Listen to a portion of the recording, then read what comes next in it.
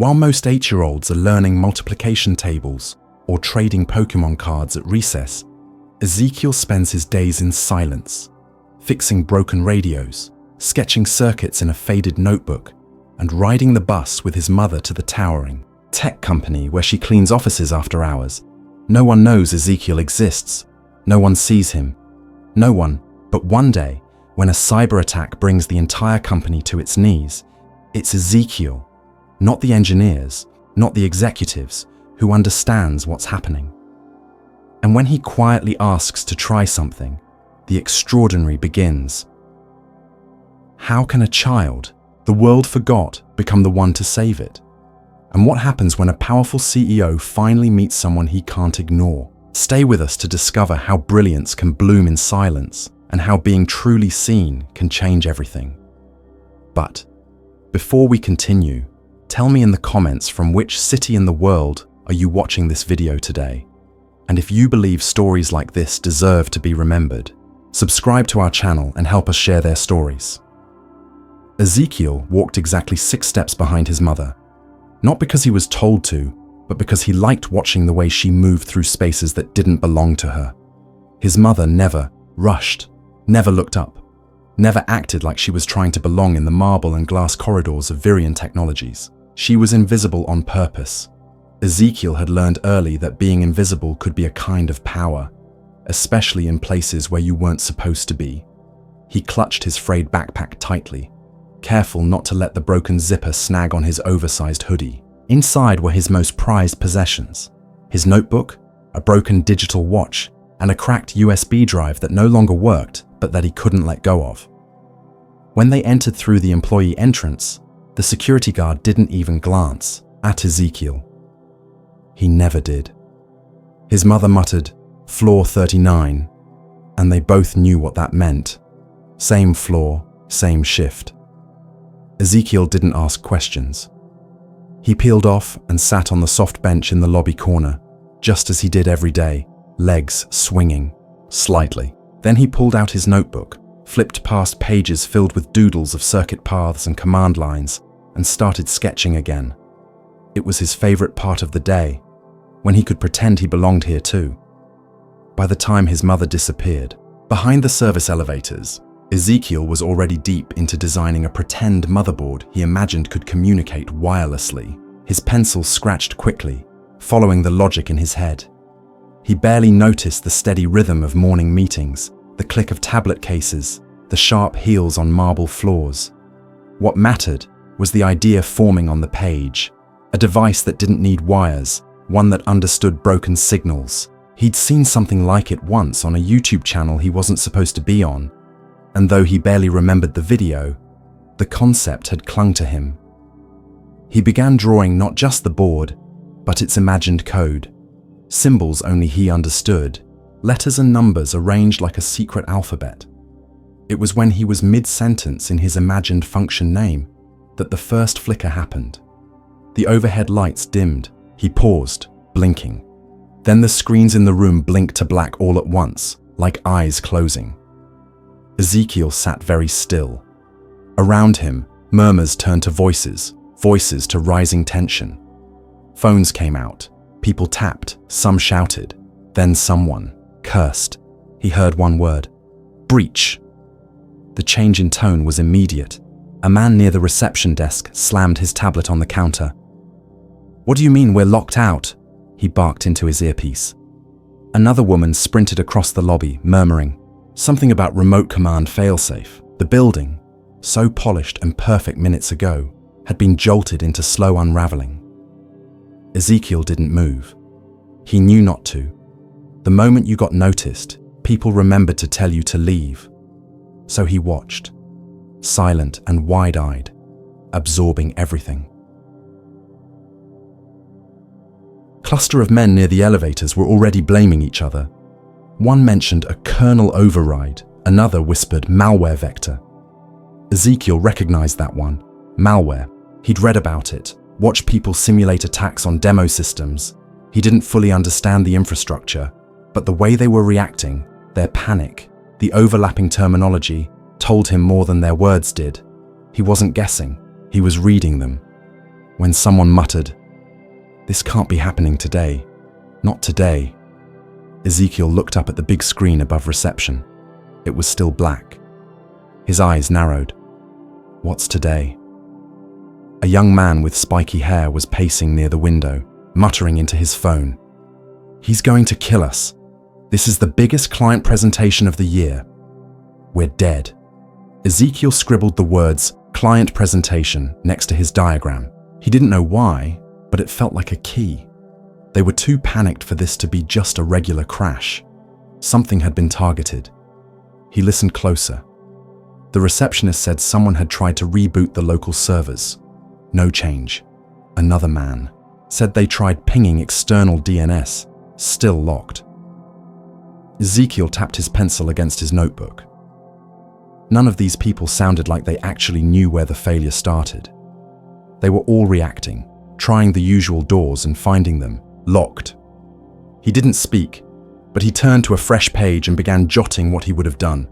Start by isolating the breach point. Was it internal or external?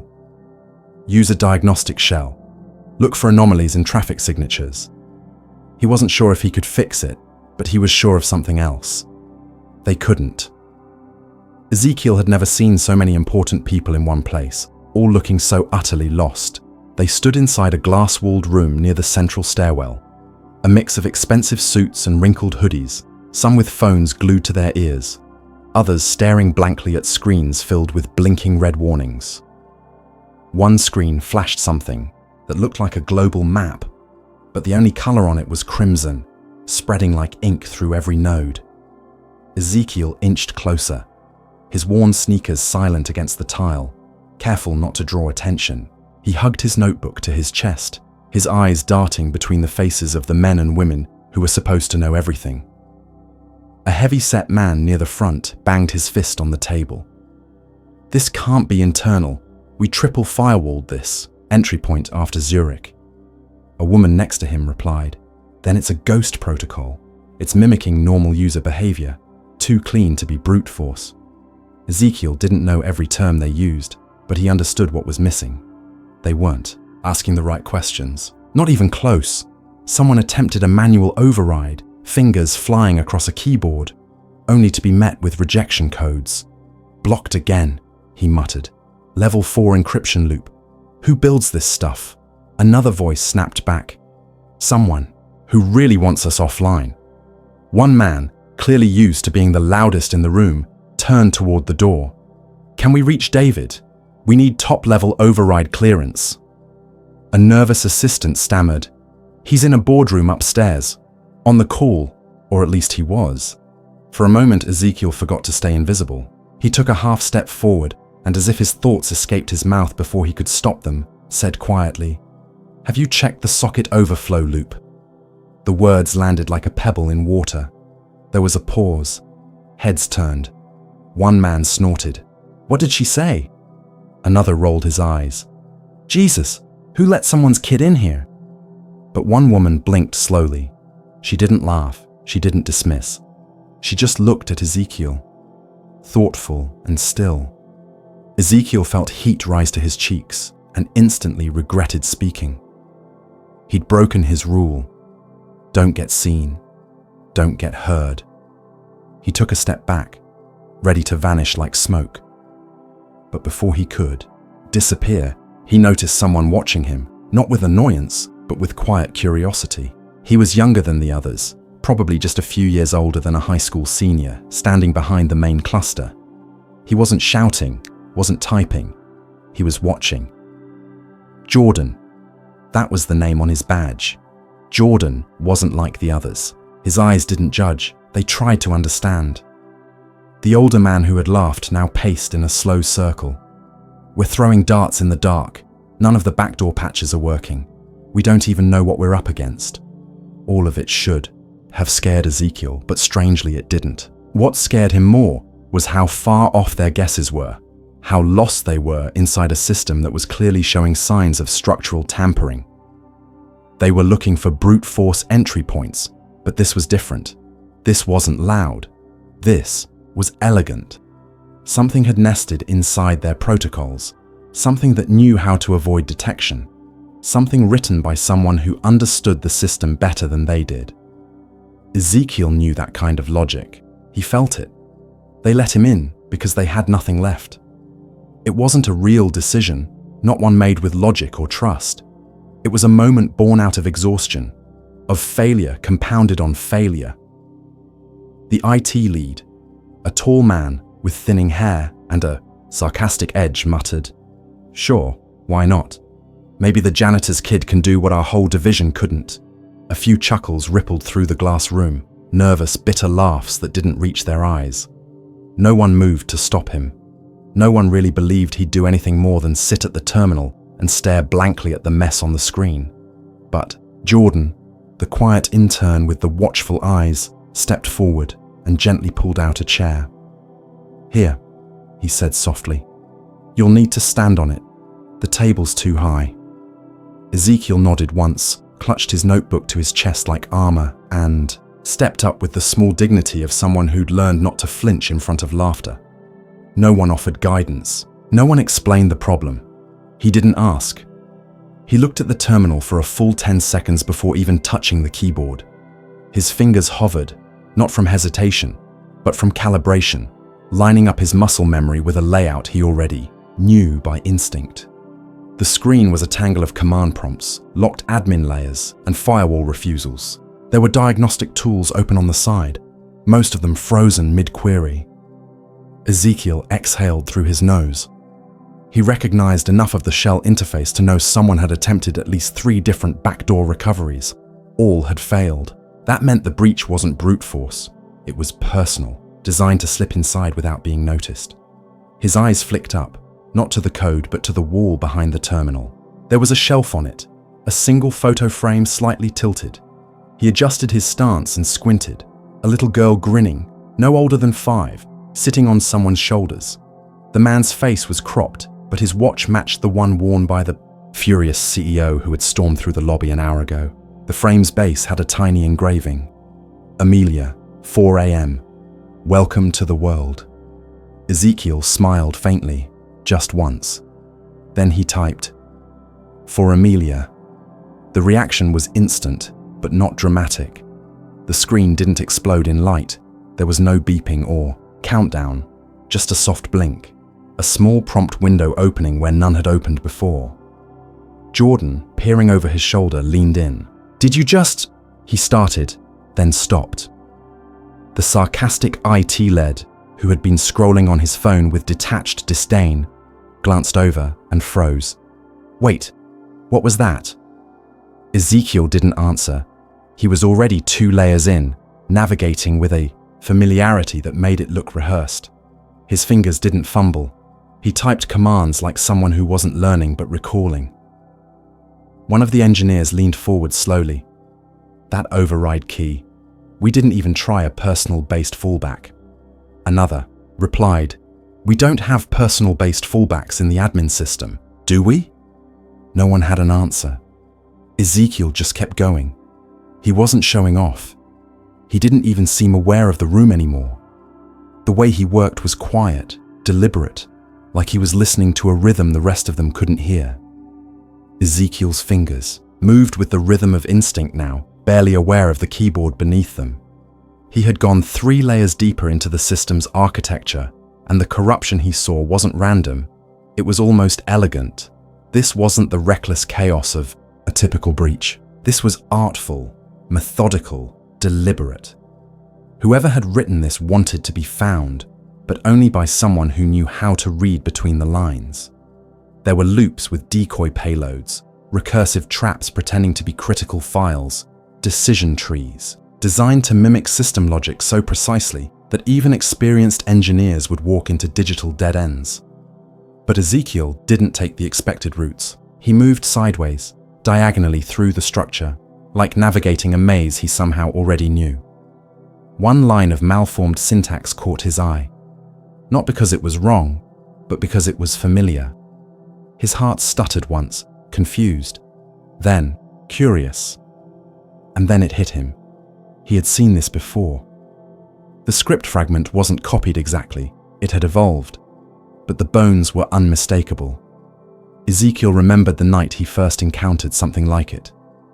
He'd been at the borrowed internet cafe across from his cousin's apartment. His mother thought he was sleeping in the back room. Instead, he had taken the cracked laptop with the flickering screen and logged into a forgotten forum filled with broken links, cryptic usernames, and code dumps that weren't meant for children. Most of it was garbage, but one thread had been different. A discussion titled, "Digital Phantoms, Symmetric Disruption Methods." No replies. Just a file dump and a line of commentary. It's not about breaking in. It's about becoming the door. Ezekiel had been too young to understand all of it, but something about the script had stayed with him. He copied it by hand into a lined notebook, then spent weeks recreating it on his cousin's old tower PC, tweaking, testing, pulling it apart like a puzzle. The version he was seeing now wasn't his, but it had to be a descendant of that same logic tree. There were matching fragments, identical fault triggers, even the same obscure variable names. This wasn't coincidence. This was a signature. His fingers froze over the keys, the spell of pure logic breaking under the weight of recognition. He wasn't staring at a stranger's attack anymore. He was staring at someone who had walked the same crooked path as he had. Alone, outside the system, self-taught and unseen. Jordan noticed the shift. "Ezekiel," he said gently, "what is it?" "Did you find something?" Ezekiel's voice was small but steady. "Yeah. I think I know who built this." Jordan blinked. "You mean like a group?" "No," Ezekiel whispered. "I mean someone like me."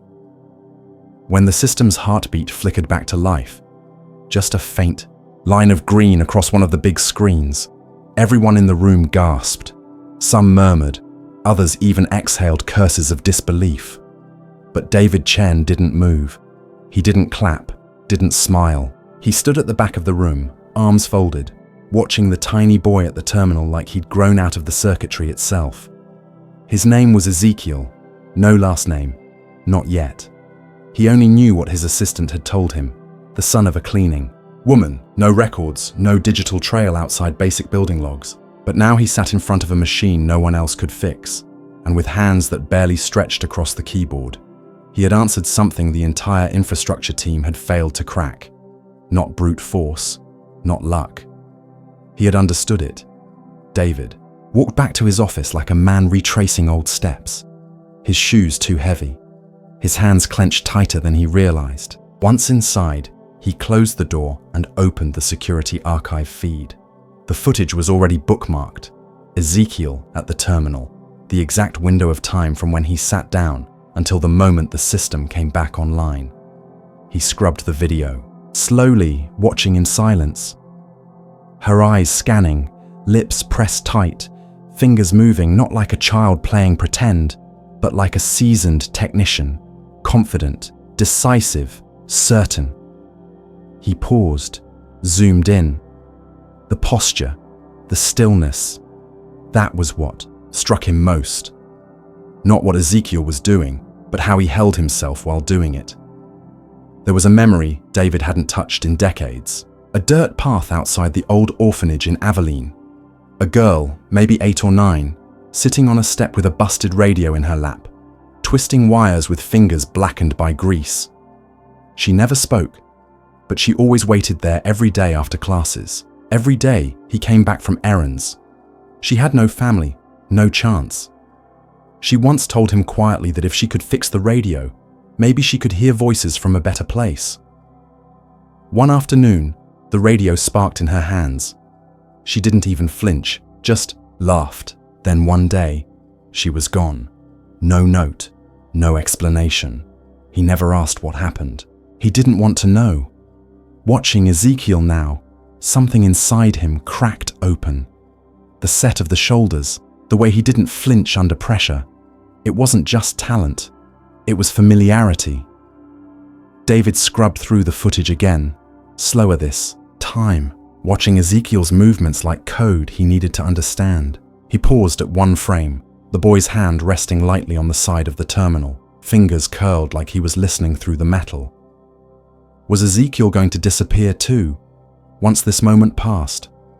Would anyone fight to keep him seen? His chest tightened. He knew what the world would do if left alone. It would bury the boy's gift in silence, in poverty, in bureaucracy. They would thank him, maybe even celebrate him for a day. Then they'd forget, unless he didn't let them. They called him back the next morning, not with ceremony, not with a car or official letter, but with a single quiet request passed to his mother through an evening supervisor. Ezekiel didn't ask questions. He just nodded and prepared the only way he knew how, by making sure his notebook was in his backpack and that his shoes, worn and thin, still held together. One by one, they came in, not the whole team from yesterday, just a few key people. Jordan was there, notebook in hand, offering him a small, encouraging smile that made his shoulders relax slightly. An older woman with cropped hair and square glasses asked the first question without preamble. "How did you do it?" Ezekiel blinked. "Which part?" A few people chuckled softly, not mocking him this time, more like surprised admiration. "The override," someone else clarified. "The layered breach tracking, the subshell nesting, all of it." Ezekiel's fingers curled around his pencil. "I don't know how to explain it with words." He reached slowly into his backpack, pulled out his notebook, and flipped to a blank page. "But I can show you." His pencil scratched softly against the paper as the room watched. He didn't look up as he began to draw. Not code, not exactly, not diagrams either. What he put on the page was somewhere in between. Circuits that turned into tree branches, loops that curved into river paths, patterns that flowed like weather, maps. After several minutes, he turned the page around and slid it forward on the table. David, seated across from him with his arms folded and a thoughtful crease between his brows, reached out and pulled it toward him. He didn't ask what it meant. He studied it in silence, turning the page sideways, his eyes scanning the image not like an engineer, but like a man looking for something beyond the surface. He kept turning the page in his hands slowly, as if the right angle would unlock something. Then suddenly he stopped. His fingers froze on the edge. David saw it. Not the drawing exactly, but what the drawing was. A map. Not to the breach, not to the solution, but to Ezekiel. A way in to understand how he thought, how he moved through problems, how he made sense of things too big for conventional steps. Ezekiel had given them his mind in the only language it spoke freely. David finally looked up. His face softened, not in pity, but in understanding. He didn't say thank you. He didn't nod in approval. He just tapped the page once and asked, "This loop here, what do you call it?" Ezekiel blinked. "It doesn't really have a name. It's just how I keep the structure from collapsing when the problem folds on itself." David nodded slowly. "That's exactly what happened yesterday, isn't it?" Ezekiel hesitated, then nodded. "Yeah."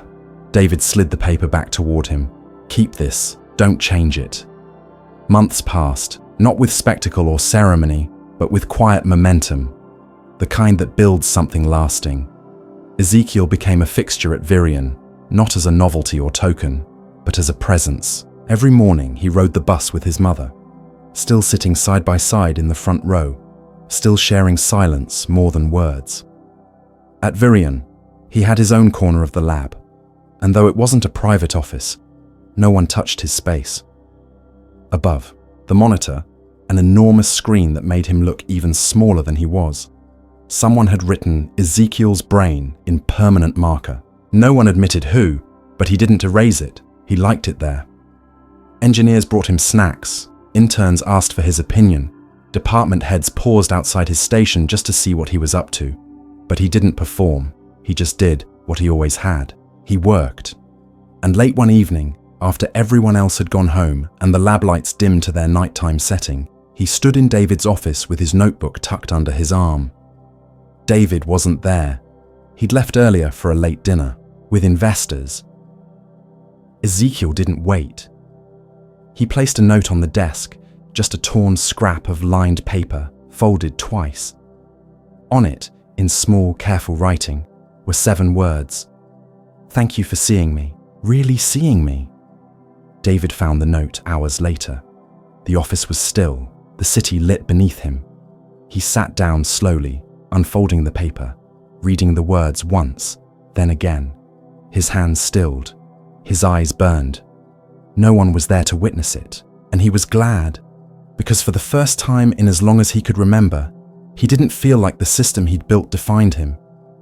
It was the boy who had cracked its walls and stepped through, who had reminded him what it meant to create something real, not just code, not just machines, but trust, recognition. He sat there for a long time, the note still open in his hand, letting the moment linger, letting the walls fall just a little. And somewhere in that glass tower, a little boy with oil-stained fingers dreamed of stars and knew, deep down, that he belonged. We're a small team behind this channel, and every story you watch here is created with a lot of care, thought, and love, always thinking of you. If this video touched you in any way, please consider subscribing to our channel. Your support helps us continue bringing meaningful, heartfelt stories like this one to life. We'd also love to hear from you. What part of Ezekiel's journey stayed with you the most? Leave your thoughts in the comments. We read every single one. And if this story moved you, don't forget to give it a like and check out the other videos we've made. Thank you for being with us. This has been The Black Side Stories. Until next time, remember, behind every great achievement is someone who stood watch, someone who believed, someone who preserved what matters when no one else was looking.